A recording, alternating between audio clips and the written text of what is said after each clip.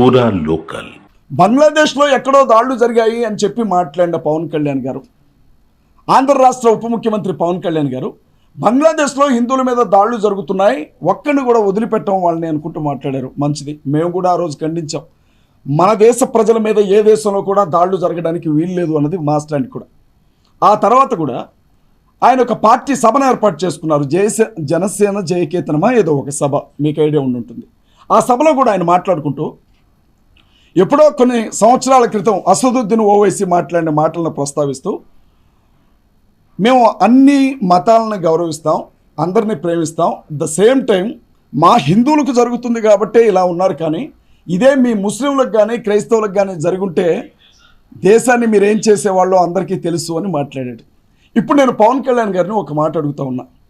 30 రోజులు మీరు పార్టీ అధ్యక్షులు, రాష్ట్రానికి ఉప ముఖ్యమంత్రి, అనేక శాఖలకు మంత్రివర్యులుగా ఉన్నారు.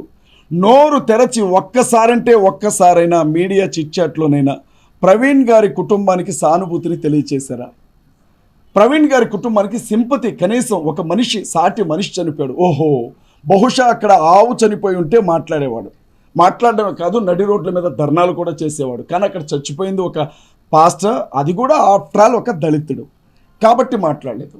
మీరు ఆఫ్టర్ ఆల్ అంటున్న ఆ పాస్టర్ కొన్ని లక్షల మంది, కొన్ని కోట్ల మంది క్రైస్తవుల గుండె చప్పుడుగా ఉన్నాడు అన్న విషయాన్ని ఈరోజు నేను పవన్ కళ్యాణ్ గారికి చెప్తా ఉన్నా. పవన్ కళ్యాణ్ గారు స్పష్టంగా జ్ఞాపకం ఉంచుకోవాలి.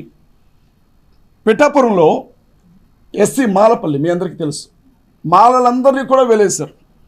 వాళ్ళకి సరుకులు అమ్మలేదు, తినడానికి తిండి దొరకనివ్వలేదు, అన్నీ చేస్తే నియోజకవర్గంలో ఎమ్మెల్యే అయ్యుండి కనీసం ఆ విషయం గురించి మాట్లాడాల.